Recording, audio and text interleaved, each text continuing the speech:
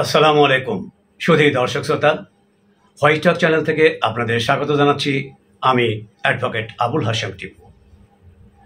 আজকের বিষয় হলো অপহরণ বা অ্যাবডাকশন। অপহরণ বা অ্যাবডাকশন বলতে আমরা কি বুঝি?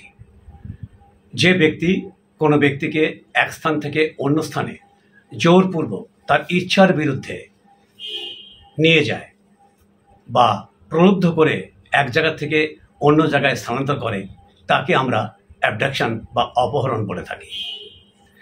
বাংলাদেশ দণ্ডবিধির ৩৬২ ধারায় বলা হয়েছে, জোরপূর্বক বা প্রলুব্ধ করে কোনো ব্যক্তিকে যদি এক স্থান থেকে অন্য স্থানে নিয়ে যাওয়া হয়, সেটা অপহরণ বা অ্যাবডাকশন বলে গণ্য করা হবে। জোরপূর্বক বলতে আমরা কি বুঝি? জোরপূর্বক বলতে আমরা বুঝি শারীরিকভাবে জোর জবরদস্তি করে, ভয় দেখিয়ে, মৃত্যু ভয় দেখিয়ে, আক্রমণ করে, নির্যাতনের ভয় দেখে যদি এক ব্যক্তিকে অন্য জায়গায় যে ব্যক্তি স্থানান্তর করে, সেটাও অপহরণ বা অ্যাবডাকশন বলে গণ্য করা হবে।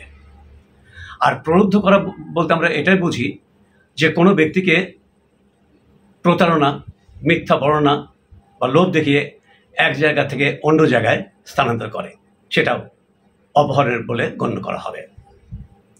সাধারণত প্রতারণা ও ভাওতাবাজি দ্বারা কাউকে এক জায়গা থেকে অন্য জায়গায় স্থানান্তর করা হয়, বিশেষ করে নারীকে। যে সমস্ত অপহরণকারী কোনো নারীকে প্রলুব্ধ করে মিথ্যা বর্ণনা দিয়ে টাকা পয়সার লোভ দেখিয়ে এক জায়গায় থেকে অন্য জায়গায় স্থানান্তর করে, সেটাও অপহরণ বলে গণ্য হবে। বিশেষ করে কোনো নারীকে বিবাহের প্রস্তাব দিয়ে প্রলুব্ধ করে এক জায়গায় থেকে অন্য জায়গায় নিয়ে যাওয়া হয়। অনেক সময় এই অপহরণকারী কোনো ব্যক্তিকে অপহরণ করে গুম করে থাকে। তারা মুক্তিপণ দাবি করে। ওই ব্যক্তিকে যাকে অপহরণ করা হয়েছে তার অভিভাবকদের কাছ থেকে ফোনে মুক্তিপণ দাবি করে লক্ষ লক্ষ টাকা। যারা দাবি পূরণ করতে পারে, হয়তোবা তাদেরকে ছেড়ে দেওয়া হয়। এমনকি এও দেখা গেছে যে মুক্তিপণের টাকা নিয়ে সেই অপহরণকারীকে যিনি অপহৃত হয়েছিলেন তাকে হত্যা করা হয়েছে। সেটা যে কোনো বয়সের হতে পারে, শিশু, কিশোর, নারী, পুরুষ, সব ক্ষেত্রে এটা প্রযোজ্য। এমনও দেখা গেছে যে অপহরণ করার পরে সেই শিশু বা কন্যা বা নারী বা সে যে কোনো ব্যক্তিকে ফোনে তার অভিভাবকের সঙ্গে নির্যাতনের কথা বলা হয় বা ভিডিও করে সে চিত্রও দেখানো হয়।